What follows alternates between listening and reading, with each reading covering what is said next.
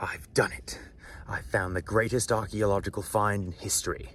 A true relic of a bygone era. Something that has been lost to time for eons. And it's mine. Oh, I'll certainly win an award for this one.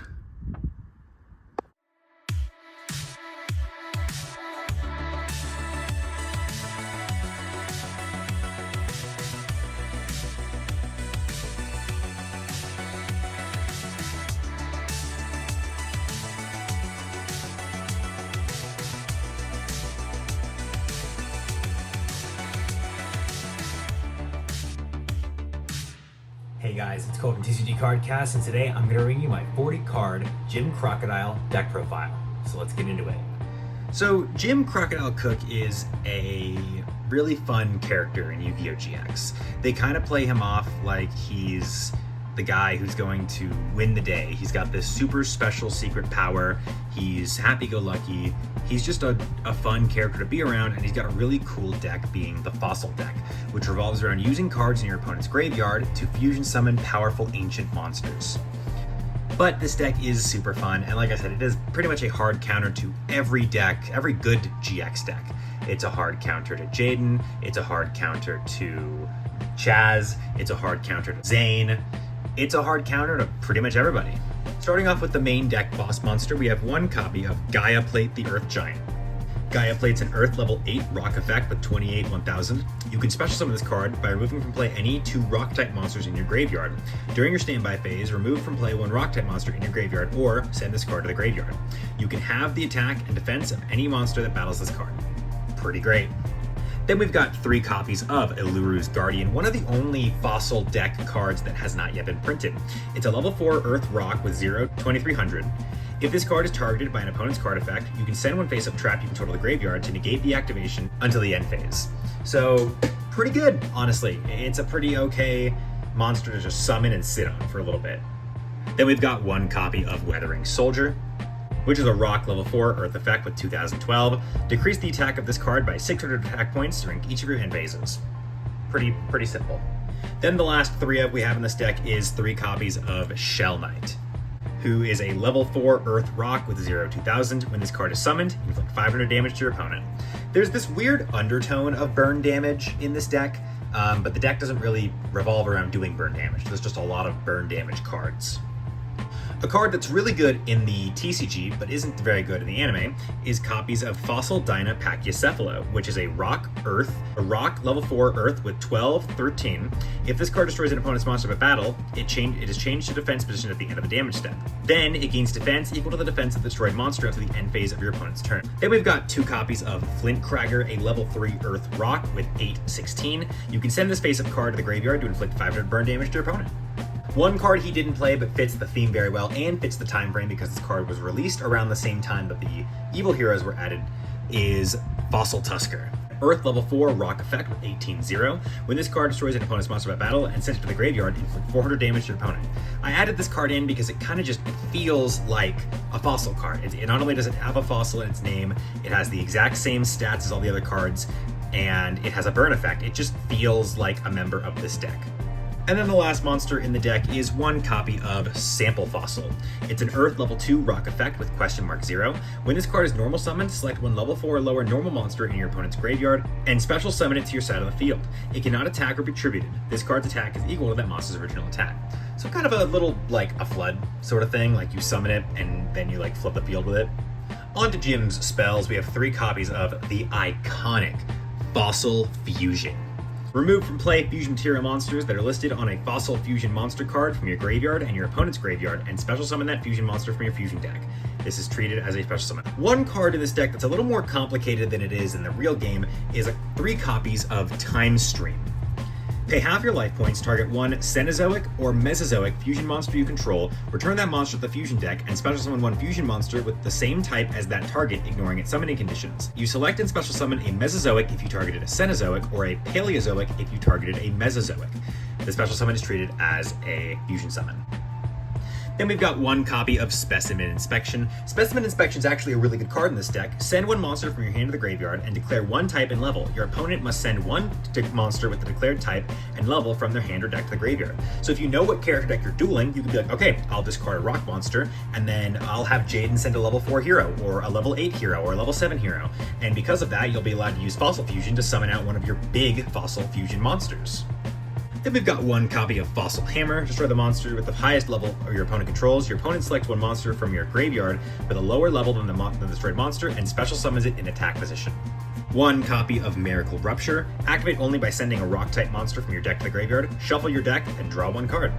We got one copy of Dowsing Burn. Remove from play one monster in your opponent's graveyard. Destroy one monster on the field with the same type and lower level than the removed monster. A copy of Sacred Defense Barrier. Each time a rock-type monster is summoned to the field, change it to face-up defense position and place one protection counter on the monster. If a monster with a protection counter would be destroyed by battle or by card effect, remove a protection counter from that monster instead. Then we've got one copy of Half-Life. It's a quick play spell. Activate only if a monster would be destroyed by battle. Have its original attack instead. Now, the rest of these cards are not cards he plays. I believe he plays one of these cards.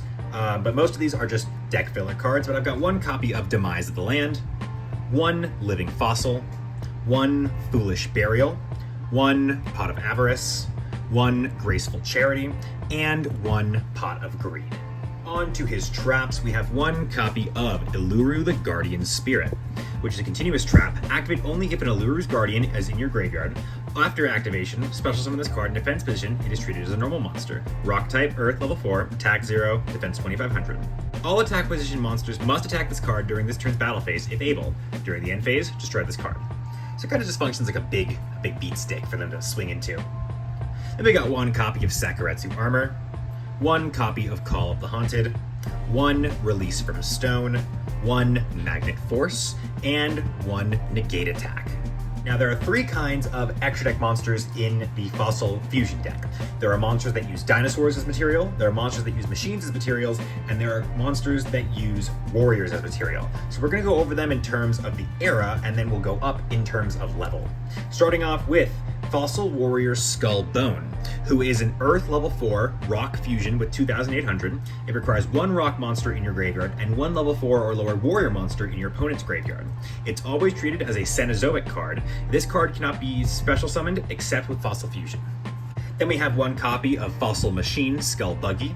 It's an Earth level 4 with 1412. It's one rock monster and one machine monster. It is treated as a Cenozoic card and can only be summoned with Fossil Fusion. Then the last card we have for the Cenozoic monsters is Fossil Dragon Skullgar, which requires a level 4 dinosaur. It has the exact same effect. Treated as a Cenozoic card, it must be special summoned using Fossil Fusion. Going up to the Mesozoic cards, there's not a Skull Dragon for this one, but there is a warrior and a machine.